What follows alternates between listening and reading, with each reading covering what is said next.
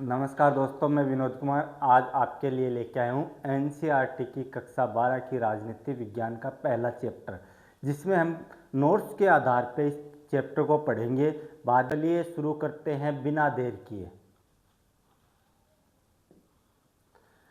दो ध्रुवीयता का अर्थ, यानी दो ध्रुवीयता का अर्थ क्या होता है। यानी मैं आपको पहले मौखिक बता देता हूँ। जब दूसरा विश्व युद्ध 1945 में ख़त्म हुआ था, उसके बाद दुनिया के सामने सबसे बड़ी महाशक्ति के रूप में अमेरिका बन के उभरा था। लेकिन थोड़े समय बाद ही यूएसएसआर, कौन सा? यूएसएसआर, इसको बोलते हैं सोवियत संघ रूस, ये भी एक बड़ी महाशक्ति बनकर उभरा। दोनों में अंतर क्या था? अमेरिका जहां पूंजीवाद को समर्थन करता था, वहीं यूएसएसआर साम्यवाद को समर्थन करता था। वर्तमान राजनीति के आधार पर देखते हैं तो जो वर्तमान में उत्तरी कोरिया में शासन पद्धति है या चीन में जो शासन पद्धति है, वही साम्यवाद शासन पद्धति है। तो परिभाषा, दूसरे विश्व युद्ध 1945 के बाद दुनिया दो गुटों में बंट गई। एक का नेता अमेरिका पूंजीवादी था और दूसरे का सोवियत संघ साम्यवादी। इसी व्यवस्था को दो ध्रुवीय विश्व कहा गया। अंत का मतलब 1991 में जब सोवियत संघ यूएसएसआर टूट गया तो यह दो ध्रुवीयता खत्म हो गई और दुनिया एक ध्रुवीय हो गई, जिसमें सिर्फ अमेरिका महाशक्ति बचा। बर्लिन की दीवार शीत युद्ध का प्रतीक महत्व है। बर्लिन की दीवार शीत युद्ध के सबसे सरगर्म दौर में खड़ी की गई थी और यह शीत युद्ध का सबसे बड़ा प्रतीक मानी जाती थी।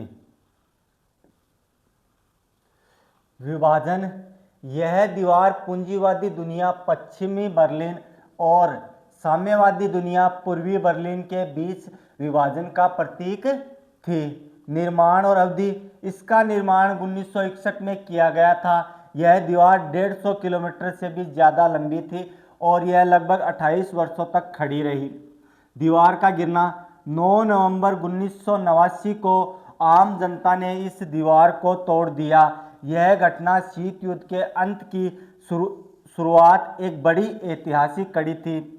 ऐतिहासिक घटनाक्रम और जर्मनी का एकीकरण।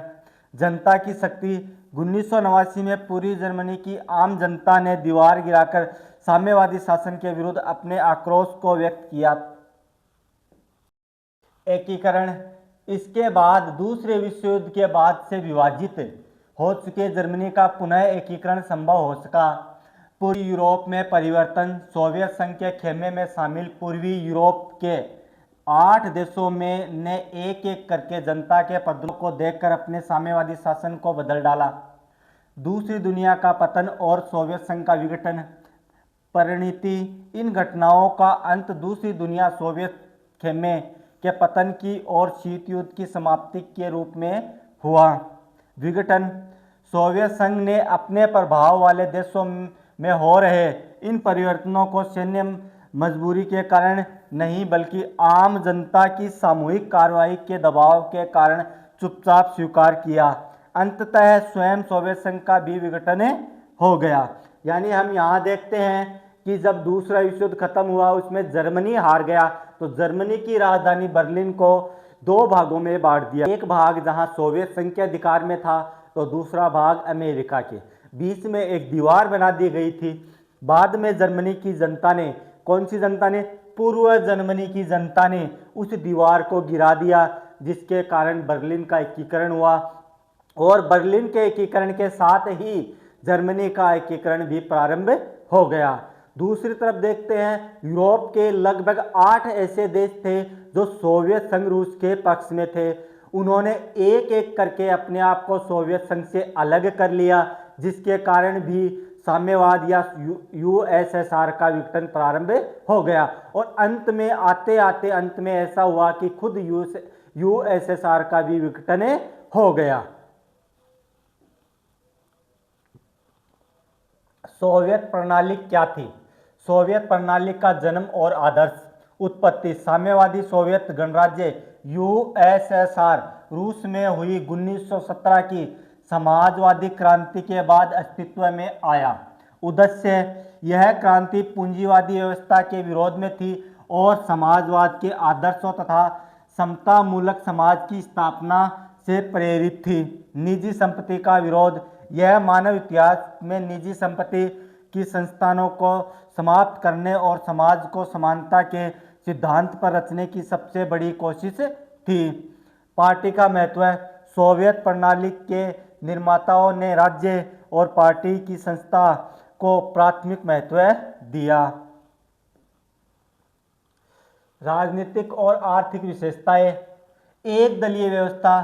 सोवियत राजनीतिक प्रणाली की धुरी कम्युनिस्ट पार्टी थी जिसमें किसी अन्य राजनीतिक दल या विपक्ष के लिए कोई जगह नहीं थी। जैसा हम वर्तमान में देखते हैं, उत्तरी कोरिया और चीन में भी एक दलीय शासन प्रणाली है। बहुदलीय शासन प्रणाली दुनिया में सबसे अच्छी कौन से देश की है? फ्रांस की। नियंत्रित अर्थव्यवस्था। अर्थव्यवस्था को योजनाबद्ध और पूरी तरह से राज्य के नियंत्रण में थी। दूसरी दुनिया। दूसरे विश्व युद्ध के बाद पूरी यूरोप के देश सोवियत संघ के अंकुश में आ गए, जिन्होंने सोवियत सेना ने फासीवादी ताकतों से मुक्त कराया था। इन्हें ही समाजवादी खेमे के देश या दूसरी दुनिया कहा जाता है। अर्थात जब दूसरा विश्व युद्ध खत्म हो रहा था, तब सोवियत संघ रूस के सैनिकों ने ही जिन देशों पे जर्मनी ने अधिकार किया था उनको मुक्त करवाया था। इसलिए उस मुक्ति के बदले सभी देश किसके पक्ष में आ गए? सोवियत संघ रूस के पक्ष में आ गए। सोवियत अर्थव्यवस्था की मजबूती। विशाल संसाधन। दूसरे विश्व युद्ध के बाद सोवियत संघ एक महाशक्ति के रूप में उभरा। इसके पास विशाल ऊर्जा संसाधन, खनिज तेल, लौह इस्पात और उन्नत संचार प्रणाली थी। घरेलू उपभोक्ता उद्योग। सोवियत संघ का घरेलू उपभोक्ता उद्योग बहुत उन्नत था, जहां पिन से लेकर कार तक सभी चीज़ों का उत्पादन होता था। न्यूनतम जीवन स्तर। सरकार ने अपने सभी नागरिकों के लिए एक न्यूनतम जीवन स्तर सुनिश्चित कर दिया था। रियायती सुविधाएं। स्वास्थ्य, शिक्षा, बच्चों की देखभाल और लोक कल्याण की चीज़ें सरकार द्वारा रियायती दर पर मुहैया कराई जाती थी। यानी सरकार ने समाज पे विशेष ध्यान दिया, अपने देश की आम जनता पे विशेष ध्यान दिया, और साथ ही न्यूनतम मतलब कि इतना आपको पढ़ना है या इतना आपको खाना खाना है या न्यूनतम जरूरत जो होती है वो सब की सब कौन पूरी करती थी? सरकार पूरी करती थी। यानी अगर कोई व्यक्ति बीमार है या कोई व्यक्ति ऐसा है जो पढ़ नहीं पा रहा है, काम नहीं कर पा रहा है, तो उसकी व्यवस्था करना भी किसका दायित्व था? सरकार का दायित्व था। प्रणाली की कमियां और चुनौतियां। यानी हर प्रणाली में कुछ अच्छाइयाँ होती हैं तो कुछ कमियां होती है, कुछ लक्ष्य होते हैं तो कुछ चुनौतियां भी होती हैं। अकुशल नौकरशाही। धीरे धीरे सोवियत प्रणाली पर नौकरशाही का शिकंजा कसता गया और यह व्यवस्था सत्तावादी होती गई। लोकतंत्र का अभाव। लोकतंत्र और अभिव्यक्ति की आज़ादी नहीं होने के कारण लोग अपनी असहमति अक्सर चुटकुलों और कार्टूनों में व्यक्त करते थे। जवाबदेही की कमी। कम्युनिस्ट पार्टी का सभी संस्थानों पर गहरा अंकुश था और यह दल जनता के प्रति जवाबदेह नहीं था। यानी कहने का मतलब यह है कि धीरे धीरे सरकार निरंकुश होती गई और जनता पे नियंत्रण ले आए और साथ ही उन पे अंकुश लगाने लगे। अब यानी कोई भी व्यक्ति सरकार के खिलाफ बोल नहीं सकता, सरकार के खिलाफ प्रदर्शन नहीं कर सकता, सरकार के खिलाफ कुछ भी लिख नहीं सकता। अगर कोई व्यक्ति सरकार के खिलाफ कुछ बोलता है, लिखता है, तो उसे सरकार विरोधी माना जाएगा और उसके खिलाफ कार्रवाई की जाएगी।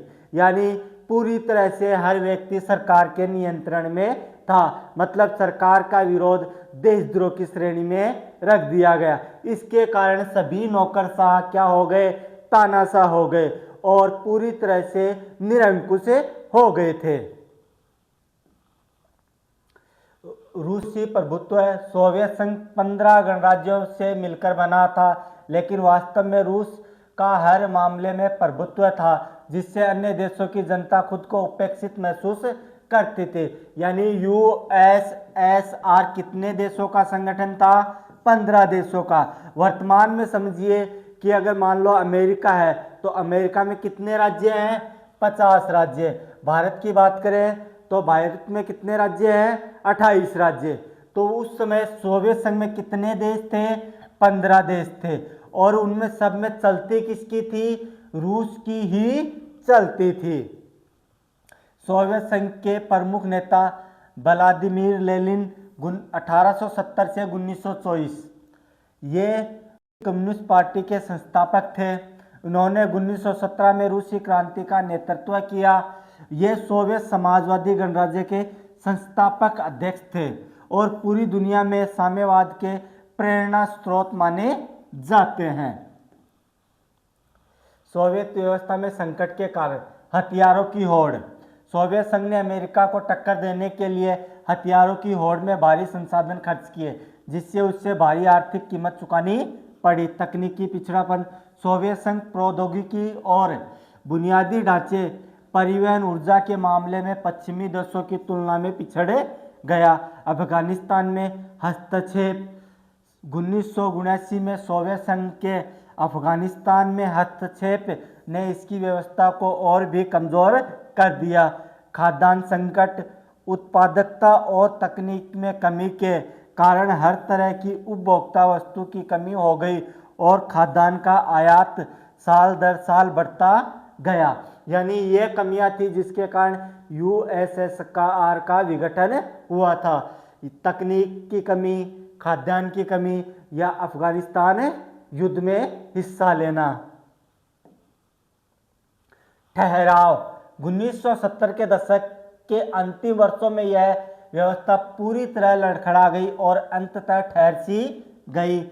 मिखाइल गोर्बाचेव के सुधारों की पहल। 1980 के दशक के मध्य गोर्बाचेव कम्युनिस्ट पार्टी के महासचिव बने। उद्देश्य उन्हें पश्चिमी देशों के साथ संबंधों को सामान्य बनाने, सोवियत संघ को लोकतांत्रिक रूप देने और सूचना प्रौद्योगिकी में सुधार लाने का फैसला किया। विरोध। गोर्बाचेव की सुधार और लोकतांत्रिकरण की नीतियों का कम्युनिस्ट पार्टी के भीतर ही नेताओं का द्वारा कड़ा विरोध किया गया था।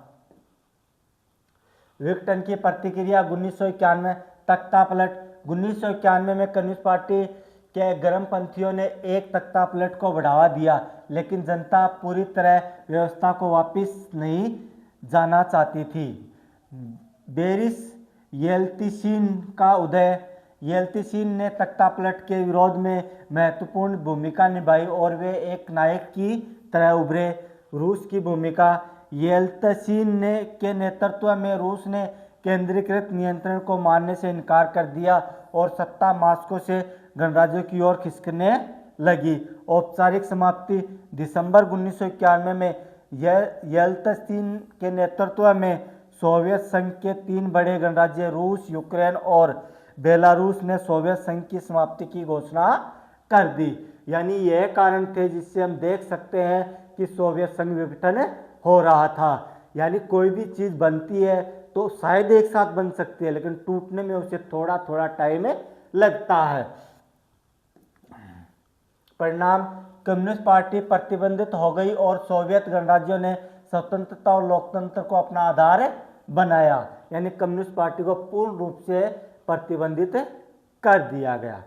सोवियत संघ के जोसेफ स्टालिन 1879 से 1953 उत्तराधिकारी। ये लेनिन के उत्तराधिकारी थे और 1924 से 1953 तक नेतृत्व किया था। औद्योगिकरण।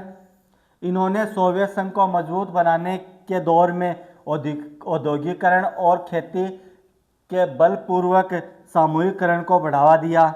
उपलब्धि। दूसरे विश्व युद्ध में जीत का श्रेय इन्हें दिया जाता है। नकारात्मक पक्ष। इन्होंने 1930 के दशक में भयानक आतंक, पार्टी के अंदर विरोधियों को कुचलने और तानाशाही रवैये के लिए जिम्मेदार माना जाता है। यानी 1930 में इन्होंने अपने विरोधियों को मरवा दिया था। स्वतंत्र राज्यों का राष्ट्रीय कुल CIS गठन। सोवियत संघ के विघटन के बाद स्वतंत्र राज्यों का राष्ट्रकुल CIS का गठन किया गया। मध्य एशियाई गणराज्यों की स्थिति। CIS का गठन बाकी गणराज्यों के विशेषकर मध्य एशियाई गणराज्यों के लिए बहुत आश्चर्यचकित करने वाला था। यानी CIS किसके लिए? मध्य एशिया के लिए एक आश्चर्यजनक घटना थी। समाधान। इस मुद्दे को तुरंत हल करते हुए इन गणराज्यों को राष्ट्रकुल का संस्थापक सदस्य बनाया गया था। यानी जो इनके सामने समस्याएं आ रही थी उनका हल करने के लिए इन्हें राष्ट्रकुल का सदस्य बनाया गया था। रूस सोवियत संघ का उत्तराधिकारी। मान्यता। रूस को सोवियत संघ का उत्तराधिकारी राज्य स्वीकार किया गया। सुरक्षा परिषद। संयुक्त राष्ट्र सुरक्षा परिषद ने सोवियत संघ की सीट अब रूस को मिली। अंतर्राष्ट्रीय दायित्व। सोवियत संघ द्वारा की गई सभी अंतर्राष्ट्रीय संधियां और करारों को निभाने का जिम्मा अब रूस का था। परमाणु शक्ति। सोवियत संघ के विघटन के बाद समय के पूर्ववर्ती गणराज्यों के बीच एकमात्र परमाणु शक्ति संपन्न देश का दर्जा रूस को मिला। निरस्त्रीकरण। रूस ने अमेरिका के साथ परमाणु निरस्त्रीकरण की दिशा में कुछ कदम भी उठाए थे। यानी आप मान सकते हैं कि USSR का उत्तराधिकारी कौन बना? रूस बना, और बाद में रूस ही इसका नेतृत्व कर रहा था। सोवियत संघ का विघटन क्यों हुआ? विश्व की दूसरी सबसे बड़ी महाशक्ति बिखरने के मुख्य कारण निम्नलिखित थे। आंतरिक कमजोरी। सोवियत संघ की राजनीतिक आर्थिक संस्थाएं अंदरूनी कमजोरी के कारण लोगों की आकांक्षाओं को पूरा नहीं कर सकती थी। गतिरोध अर्थव्यवस्था। कई सालों तक अर्थव्यवस्था रुकी रही जिससे उपभोक्ता वस्तुओं की भारी कमी हो गई। राजव्यवस्था पर संदेह। सोवियत संघ की आबादी का एक बड़ा हिस्सा अपनी राजव्यवस्था को शक की नज़र से देखने लगा और खुलेआम सवाल खड़े करने लगा था। सैन्य खर्च पर भारी बोझ। सोवियत संघ ने अपने अधिकांश संसाधनों को परमाणु हथियारों और सैन्य साजोसामान पर लगाया था। पिछलग्गू देशों का खर्च। सोवियत संघ ने अपने संसाधनों का एक बड़ा हिस्सा पूर्वी यूरोप में अपने पिछलग्गू देशों के विकास पर खर्च किया ताकि वे उसके नियंत्रण में बने रहे, जिससे सोवियत व्यवस्था पर गहरा आर्थिक दबाव बन गया था। सोवियत संघ के नेता। निकिता खुश्चेव 1894 से 1971। कार्यकाल 1953 से 1964 तक सोवियत संघ के राष्ट्रपति रहे। स्टालिन के आलोचक। इन्होंने स्टालिन के नेतृत्व शैली की आलोचना की थी। यानी निकिता ने स्टालिन की आलोचना की थी और स्टालिन के बाद ये राष्ट्रपति भी बने थे।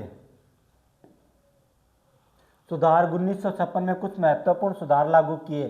शांतिपूर्ण सह अस्तित्व। इन्होंने पश्चिमी देशों के साथ शांतिपूर्ण सह अस्तित्व का सुझाव रखा। प्रमुख घटनाएं ये हंगरी के जन विद्रोह के दमन और क्यूबा के मिसाइल संकट में शामिल थे।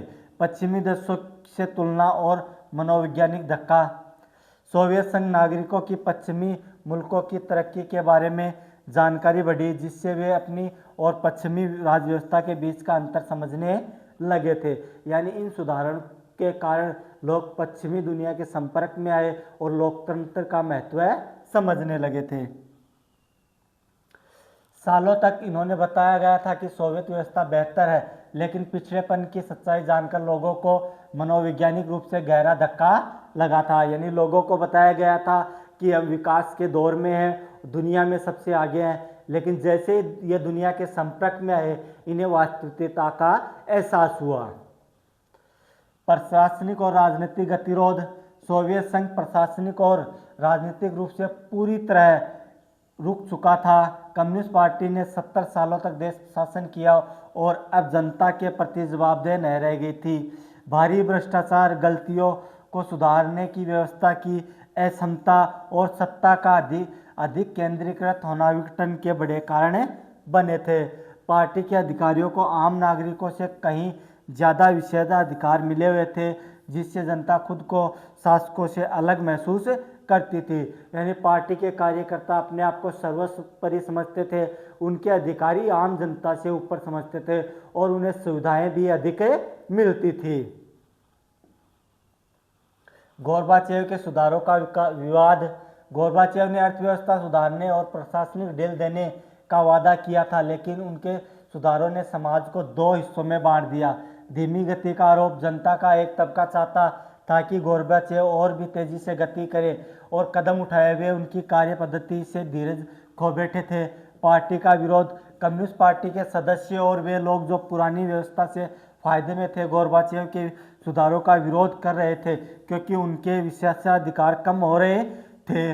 इसी खींचातानी में गोर्बाचेव का समर्थन हर तरफ से घटता गया और जो लोग उसके साथ थे उनका भी मोह भंग हो गया। यानी गोर्बाचेव ने जो सुधार लागू किए थे वो थोड़े समय तक ही रहे और बाद में उनका ह्रास होना शुरू हो गया और उसके साथ में जितने लोग थे वो सब अलग होते चले गए थे। तात्कालिक कारण। राष्ट्रवादी भावना का उभार। सोवियत संघ के विघटन का सबसे मुख्य कारण तात्कालिक कारण राष्ट्रवादी भावनाओं और संप्रभुत्व की इच्छा का उभार था। रूस, बाल्टिक गणराज्य, Estonia, Latvia, Lithuania, Ukraine, Georgia जैसे गणराज्य में अपनी स्वतंत्रता को लेकर उग्र भावना पैदा हो गई। यानी ये यूएसएसआर के सदस्य देश थे। उन सदस्य देशों के नागरिक अपने लिए अलग देश की मांग करने लगे। अब वो यूएसएसआर में नहीं रहना चाहते थे, अपने देश का शासन स्वयं अपने आधार पर करना चाहते थे। सोवियत संघ के नेता लियोनिड ब्रेजनेव 1906 से 1982 या 1964 से 1982 तक सोवियत संघ के राष्ट्रपति रहे। इन्होंने एशिया की सामूहिक सुरक्षा व्यवस्था का सुझाव दिया था। ये अमेरिका के साथ संबंधों में तनाव की कमी के दौर में संबंधित थे। इनके समय चेकोस्लोवाकिया के जन विद्रोह का दमन किया गया और ये अफगानिस्तान पर आक्रमण में भी शामिल थे। सोवियत संघ के विघटन का घटनाक्रम चक्कर 1985 से 91। मार्च 1985 में मिखाइल गोर्बाचेव सोवियत संघ की कम्युनिस्ट पार्टी के महासचिव चुने गए। इन्होंने सुधारों की श्रृंखला पेका और ग्लासनोस्त की शुरुआत की। जून 1988 में लिथुआनिया में आज़ादी के लिए आंदोलन शुरू हुआ, जो बाद में एस्टोनिया और लताविया में भी फैल गया। अक्टूबर 1989 में सोवियत संघ ने घोषणा की कि वर्सा समझौते के सदस्य अपना भविष्य तय करने के लिए स्वतंत्र हैं। नवंबर 1989 में बाल्टिन की दीवार गिरा दी गई। फरवरी 1990 में गोर्बाचेव ने सोवियत संसद ड्यूमा के चुनाव के लिए बहुदलीय राजनीतिक शुरुआत की। कम्युनिस्ट पार्टी का 72 वर्षों पुराना एकाधिकार समाप्त हो गया। यानी जो पहला आम चुनाव हुआ 72 साल बाद में, उसमें कम्युनिस्ट पार्टी का एकाधिकार समाप्त हो गया था। मार्च 1990 में लिथुआनिया स्वतंत्रता की घोषणा करने वाला पहला सोवियत गणराज्य बना। जून 1990 में रूसी संसद ने सोवियत संघ से अपनी स्वतंत्रता की घोषणा कर दी। यानी जून 1990 में रूस ने भी घोषणा कर दी कि वो अब यूएसएसआर में नहीं रहेगा। अगस्त 1991 में कम्युनिस्ट पार्टी के गर्मपंथियों ने गोर्बाचेव के खिलाफ एक असफल तख्ता पलट किया। सितंबर 1991 में एस्टोनिया, लताविया और लिथुआनिया तीनों बाल्टी गणराज्यों का संयुक्त राष्ट्र संघ यूएन के सदस्य बन गए।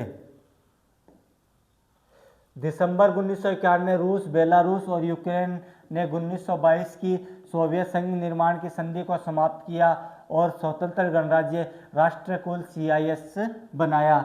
25 दिसंबर 1991 में मिखाइल गोर्बाचेव ने राष्ट्रपति पद से इस्तीफा दे दिया और सोवियत संघ का आधिकारिक रूप से अंत हो गया। यानी अगर आपसे पूछा जाए कि यूएसएसआर का अंतिम राष्ट्रपति कौन था, तो वो था मिखाइल गोर्बाचेव। सोवियत संघ के विघटन के परिणाम। सोवियत संघ टूटने से दुनिया की राजनीति पर 3 प्रमुख और दूरगामी प्रभाव पड़े। शीत युद्ध के संघर्ष की समाप्ति। यानी सोवियत संघ टूटते ही क्या हो गया, शीत युद्ध भी खत्म हो गया था। विचारधारात्मक विवाद का अंत। समाजवादी प्रणाली पूंजीवादी प्रणाली को पछाड़ पाएगी या नहीं, यह विवाद अब खत्म हो गया था। हथियारों की होड़ का अंत। दोनों गुटों के बीच चल रही हथियारों की खतरनाक रेस समाप्त हो गई और एक नई शांति की संभावना पैदा हो गई। विश्व राजनीति में शक्ति संबंधों का बदलाव, एक ध्रुवीय विश्व शीत युद्ध के अंत के बाद अमेरिका अकेली महाशक्ति बन बैठा। पूंजीवाद का दबदबा, पूंजीवादी अर्थव्यवस्था अंतर्राष्ट्रीय स्तर पर प्रभावशाली हो गई। विश्व बैंक और अंतर्राष्ट्रीय मुद्रा कोष जैसी संस्थान विभिन्न देशों के ताकतवर सलाहकार बन गए क्योंकि वे विकास के लिए कर्ज देते थे। लोकतंत्र की जीत, उदारवादी लोकतंत्र को राजनीतिक जीवन को सूत्रबद्ध करने की सबसे अच्छी धारणा के रूप में मान्यता मिली थी। यानी इसके कुछ फायदे हुए तो कुछ नुकसान भी हुए थे। वर्तमान में जो युद्ध चल रहा है वो भी इसका एक परिणाम है, क्योंकि अगर दुनिया दो ध्रुव में होती तो शायद ये युद्ध भी नहीं होता। पिछले काफ़ी समय से आप देख रहे हैं गाजा में युद्ध, इजराइल और फिलिस्तीन का गाजा युद्ध चल रहा है और यहीं ईरान और अमेरिका का भी युद्ध हो रहा है। ये एक ध्रुव का ही परिणाम है। नए देशों का उदय, सोवियत संघ टूटने से कई नए देश अस्तित्व में आए जिनकी अपनी स्वतंत्र पहचान और पसंद थी। यूरोपीय झुकाव, बाल्टिक और पूर्वी यूरोप के देश यूरोपीय संघ से जुड़ना और नाटो का हिस्सा बनना चाहते थे। मध्य एशियाई देश इन देशों से अपनी विशिष्ट भौगोलिक स्थिति का फायदा उठाते हुए रूस के साथ मजबूत रिश्ते कायम रखे और साथ ही पश्चिमी अमेरिका तथा चीन के साथ भी संबंध बनाए। समाजवादी शासन के बाद शाक थेरेपी। परिभाषा, साम्यवाद के पतन के बाद पूर्वी सोवियत संघ के गणराज्यों को एक सत्तावादी समाजवादी व्यवस्था से लोकतांत्रिक पूंजीवादी व्यवस्था तक कष्टदायक सफर से गुजरना पड़ा। इसी संक्रमण के मॉडल को शाक थेरेपी कहा गया। प्रभाव, यह मॉडल विश्व बैंक और अंतर्राष्ट्रीय मुद्रा कोष द्वारा निर्देशित था। इसका विस्तृत वर्णन अगले पेज पर होगा। यानी हम इस शाक थेरेपी के बारे में आगे पढ़ेंगे। मुख्य विशेषताएं, पूंजीवादी व्यवस्था, प्रत्येक देश पूरी तरह से पूंजीवादी अर्थव्यवस्था की ओर मुड़ गया। निजी स्वामित्व, राज्य की संपदा के निजीकरण और व्यावसायिक स्वामित्व के ढांचे को तुरंत अपनाने पर जोर मिला। खेती का तरीका, सामूहिक फर्म की जगह निजी फर्म लगाए गए और पूंजीवादी पद्धति से खेती शुरू की गई। मुक्त व्यापार, विकास के लिए मुक्त व्यापार को पूर्ण रूप से अपनाना जरूरी माना गया। मुद्राओं की परिवर्तनीयता, मुद्राओं की आपसी परिवर्तनता और वित्तीय खुलेपन को महत्व दिया गया। बाहरी संबंध, सोवियत खेमे के देश के बीच मौजूद व्यापारिक गठबंधनों को समाप्त कर दिया गया। खेमे एक देश से दूसरे देश से जोड़ने की जगह सीधे पश्चिमी मुल्कों से जोड़े गए। शाक थेरेपी के परिणाम, 1990 में अपनाई गई शाक थेरेपी जनता को उस आनंद लोक तक नहीं ले जा सकी जिसका वादा किया गया। इसके परिणाम विनाशकारी रहे। अर्थव्यवस्था पूरी तरह बर्बाद, पूरे क्षेत्र की अर्थव्यवस्था तहस नहस हो गई और जनता को भारी खर्च झेलने पड़े। इतिहास की सबसे बड़ी गार्ज सेल, रूस के लगभग 90% उद्योगों को निजी हाथों या कंपनियों को औने पौने दामों में बेच दिया गया, जिससे इतिहास की सबसे बड़ी गार्ज सेल कहा जाता है। रूसी मुद्रा में गिरावट, रूसी मुद्रा रूबल के मूल्य में नाटकीय रूप से गिरावट आई।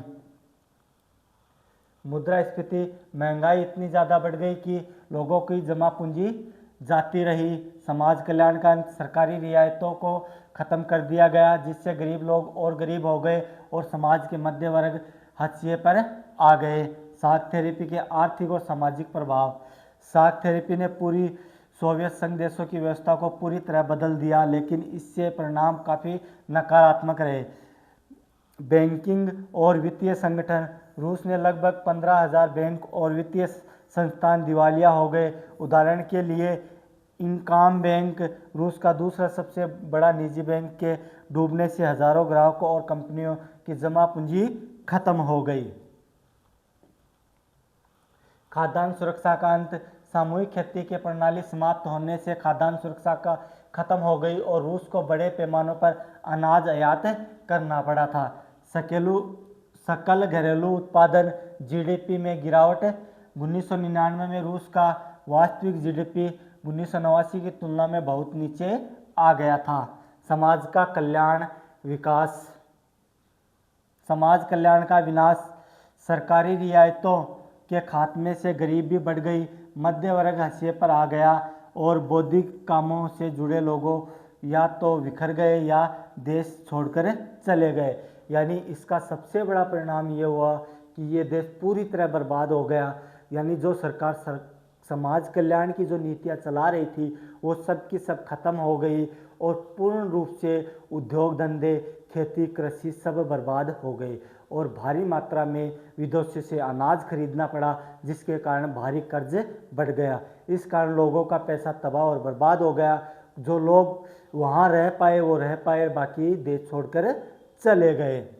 माफिया वर्ग का उदय, कई देशों में एक प्रभावशाली माफिया वर्ग उभरा जिसने अधिकांश आर्थिक गतिविधियों को अपने नियंत्रण में ले लिया। यानी वहाँ के जो स्थानीय नेता थे वो माफिया वर्ग बनकर उभरे और उन्होंने अपने लोकल सपोर्ट से वहाँ के संसाधनों पर कब्जा कर लिया।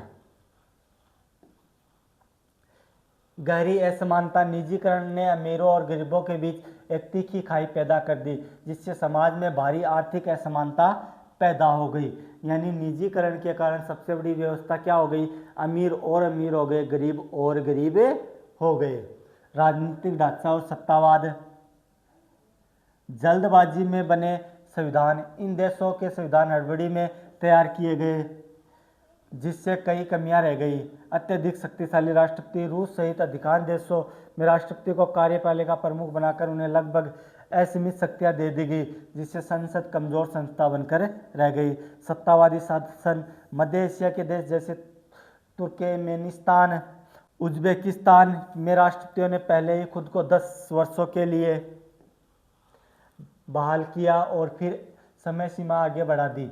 इन देशों में विरोधियों या असहमति की अनुमति नहीं दी गई। प्रमुख नेता बोरिस येल्त्सिन 1931 से 2007 रूस के पहले राष्ट्रपति, ये रूस के पहले चुने हुए राष्ट्रपति 1991 से 99 में थे। भूमिका, इन्होंने सोवियत संघ के शासन के खिलाफ विरोध का नेतृत्व किया और सोवियत संघ के विघटन में केंद्रीय भूमिका निभाई थी। आलोचना, इन्होंने समाजवाद में पूंजीवाद की और संक्रमण के दौरान रूसी लोगों को हुए भारी कष्टों के लिए जिम्मेदार ठहराया जाता है। संघर्ष और तनाव, पूर्वी सोवियत संघ के अधिकांश गणराज्य संघर्ष की आशंका वाले क्षेत्र बन गए।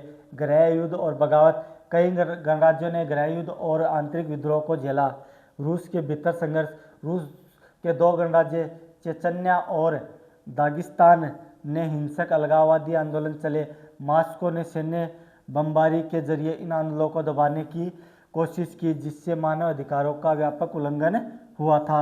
बाहरी हस्तक्षेप, इन संघर्षों में बाहरी ताकतों ने दखल से स्थिति और भी जटिल हो गई। आर्थिक पुनर्जीवन, वर्ष 2000 के बाद सुधार की शुरुआत, सन 2000 के बाद रूस सहित अधिकांश देशों की अर्थव्यवस्था खड़ी होने शुरू हो गई। कारण, इस सुधार का मुख्य कारण खनिज तेल, प्राकृतिक गैस और धातु जैसे प्राकृतिक संसाधनों का निर्यात था। तेल पाइपलाइन, रूस, कजाकिस्तान, तुर्कमेनिस्तान जैसे देश तेल और गैस बड़े उत्पादक बने, जिससे उन्होंने न केवल निर्यात से बल्कि अपने क्षेत्र से गुजरने वाली पाइपलाइनों के किराए से भी फायदा हुआ था। मध्य एशियाई गणराज्यों में संघर्ष और अस्थिरता, सोवियत संघ से अलग हुए कई गणराज्यों में लंबे समय तक गृह युद्ध और आंतरिक संघर्ष जारी रहे थे। यानी आज़ादी की कीमत सबको चुकानी पड़ती है। आज़ादी के बाद यह तय करता है कि नियंत्रण किस व्यक्ति के हाथ में है। अगर आज़ादी के बाद नियंत्रण लोकतांत्रिक व्यक्ति के हाथ में आता है तो सत्ता लोकतंत्र की ओर बढ़ती है, और अगर सत्ता किसी तानाशाह के हाथ में आती है तो सत्ता तानाशाही की ओर बढ़ती है, जिससे भारी नुकसान होते हैं। उसके बाद आज़ाद होने का भी कोई फायदा नहीं रह जाता है। तजाकिस्तान का गृह युद्ध, तजाकिस्तान में लगभग 10 वर्षों तक 2001 तक हिंसक गृह युद्ध की चपेट में रहा। अजरबैजान, नागोर्नो काराबाख, यहाँ के नागोर्नो काराबाख प्रांत के स्थानीय अर्मेनियाई लोगों अलग होकर आर्मेनिया से मिलकर ना चाहते थे, जिससे संघर्ष बना हुआ है। जॉर्जिया यहाँ दो प्रांत स्वतंत्रता की मांग कर रहे हैं, जिसे ग्राइव जैसी स्थिति बनी हुई है। अन्य संघर्ष यूक्रेन और जॉर्जिया में मौजूदा शासन को उखाड़ फेंकने के लिए लगातार आंदोलन संघर्ष चल रहे हैं। बाहरी ताकतों का हस्तक्षेप और आर्थिक कारण। मध्य एशियाई क्षेत्र अपनी भौगोलिक स्थिति और संसाधनों के कारण बाहरी ताकतों का अखाड़ा बन गए हैं। संसाधनों का भंडार। इस क्षेत्र में हाइड्रोकार्बन पेट्रोलियम संसाधनों का विशाल भंडार है, जिससे इन गणराज्यों को आर्थिक लाभ होता हुआ है, लेकिन इन तेल कंपनियों के बीच प्रतिस्पर्धा भी बढ़ा दी। अमेरिका का दखल। 11 सितंबर 2000 की घटना के बाद अमेरिका इस क्षेत्र में अपने सैन्य ठिकाने बनाना चाहता था। उसने युद्ध के दौरान यहाँ राज्यों को अपने विमान उड़ने की अनुमति के बदले किराया दिया। रूस और चीन। रूस इन राज्यों को अपना निकटवर्ती विदेशी मानता है और उसने अपने प्रभाव में रखना चाहता है। वहीं चीन खनिज तेल जैसे संसाधनों के कारण इस क्षेत्र से जुड़ा रहा है। यानी आपके पास अगर कुछ है तो दुनिया उसे छीनना चाहती है। यही हो रहा है मध्य एशियाई देशों के साथ। अमेरिका जहां इन्हें खुद अपने नियंत्रण में लेना चाहता है, तो वहीं रूस और चीन भी इस पर अपना दबदबा कायम करना चाहते हैं। पूरी यूरोप में विभाजन।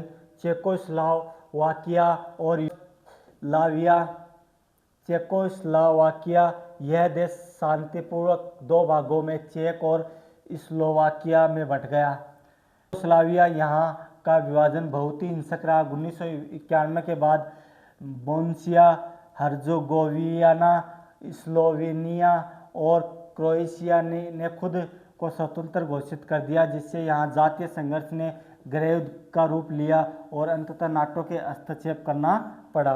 भारत और पूरे साम्यवादी देश। भारत ने सोवियत संघ के विघटन के बाद बने सभी नए देशों के साथ अच्छे संबंध बनाए रखे हैं, लेकिन सबसे गहरे संबंध रूस के साथ है। यानी यूएसएसआर के बाद भारत के संबंध किसके साथ ज़्यादा अच्छे हैं? रूस के साथ ज़्यादा अच्छे हैं। भारत रूस संबंधों का आधार। साझा विश्वास। दोनों देशों के संबंधों का इतिहास आपसी विश्वास और साझा हितों पर टिका है। सांस्कृतिक जुड़ाव। भारतीय फिल्में, उनके नायक जैसे राज कपूर और अमिताभ बच्चन रूस और पूर्वी सोवियत गणराज्यों में बेहद लोकप्रिय हैं। हिंदी फिल्मों के गीत वहाँ के जनमानस का एक और अहम हिस्सा है। बहुध्रुवीय विश्व का सपना। भारत और रूस दोनों चाहते हैं कि दुनिया बहुध्रुवीय हो, जहां अंतर्राष्ट्रीय फलक पर कई शक्तियां मौजूद हो और सुरक्षा की सामूहिक जिम्मेवारी हो। आर्थिक संबंध। ऐतिहासिक मदद। सोवियत संघ ने भारत के सार्वजनिक क्षेत्र में की कंपनियां जैसे भिलाई, बोकारो और विशाखापत्तनम में इस्पात कारखानों के लिए आर्थिक और तकनीकी सहायता दी थी। यानी रूस हमें समय समय पर मदद दे रहा है। रुपये के माध्यम से व्यापार।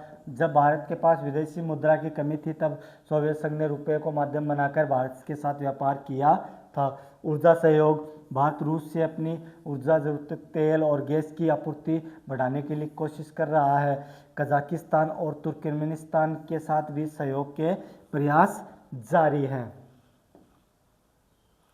राजनीतिक और सैन्य सहयोग। कश्मीरी मुद्दा। सोवियत संघ ने संयुक्त राष्ट्र संघ यूएन में कश्मीर मामले पर हमेशा भारत का रुख समर्थन किया है। 1971 का युद्ध। 1971 में पाकिस्तान के साथ युद्ध के दौरान सोवियत संघ ने भारत की महत्वपूर्ण तरीके से मदद की थी। हथियारों की आपूर्ति। भारत रूस के लिए हथियारों का दूसरा सबसे बड़ा खरीदार देश है। भारतीय सेना को अधिकांश सैन्य साजो सामान रूस से प्राप्त होता है। वैज्ञानिक और अंतरिक्ष सहयोग। अंतरिक्ष उद्योग। रूस की ज़रूरत के समय भारत को क्रायोजेनिक रॉकेट के देकर अंतरिक्ष अभियान में मदद की थी। साझा परियोजनाएं। भारत और रूस की विभिन्न वैज्ञानिक परियोजनाओं एक दूसरे के साझेदार है। निष्कर्ष। भारत को रूस से लाभ है। भारत को रूस के साथ संबंधों से कई मोर्चों पर फायदा होता है। कश्मीरी मुद्दे पर अंतर्राष्ट्रीय समर्थन। ऊर्जा और आपूर्ति की सुरक्षा। अंतर्राष्ट्रीय आतंकवाद से संबंधित सूचनाओं का आदान प्रदान। मध्य एशिया में पहुंच बनाने और चीन के साथ संबंधों में संतुलन लाने में मदद करता है। यानी भारत के रूस के साथ संबंध होने से क्या फ़ायदे हैं और क्या नुकसान है, ये सब हम यहाँ देख रहे हैं। नुकसान कम और फ़ायदे ज़्यादा है। आज की क्लास में बस इतना ही। मैं विनोद कुमार आगे भी आपके लिए ऐसे ही नई क्लासें बनाकर लेके आता रहूँगा और कोशिश करूँगा कि मेरे द्वारा पढ़ाया गया आपको अच्छे से समझ में आ जाए, ताकि आपको किसी भी प्रकार की कोई समस्या ना हो। यहाँ हमने टॉपिक पढ़ा है कौन सा, शीत युद्ध का अंत, और उसके साथ ही यूएसएसआर का विघटन। हमने रूस के साथ भारत के सहयोग को भी देखा, और जो देश यूएसएसआर से अलग हुए थे उन देशों की आर्थिक स्थिति के बारे में चर्चा की, जातीय संघर्ष को भी हमने देखा है। अब हम बात करते हैं सीधे अंतिम और आखिरी टॉपिक के बारे में। हमने इस टॉपिक में पढ़ा जो आपके लिए एग्ज़ाम की दृष्टि से बहुत महत्वपूर्ण है। आप इस वीडियो को 1 या 2 बार लगातार देखेंगे तो आप जब भी किताब में इसे पढ़ेंगे आपको तुरंत समझ में आ जाएगा। और मैंने इस पूरे टॉपिक को नोट्स के आधार पर बदलकर यथासंभव कोशिश की है कि आप अच्छे से अच्छा समझ सको और अच्छे से अच्छा आपको इसका फ़ायदा हो। धन्यवाद।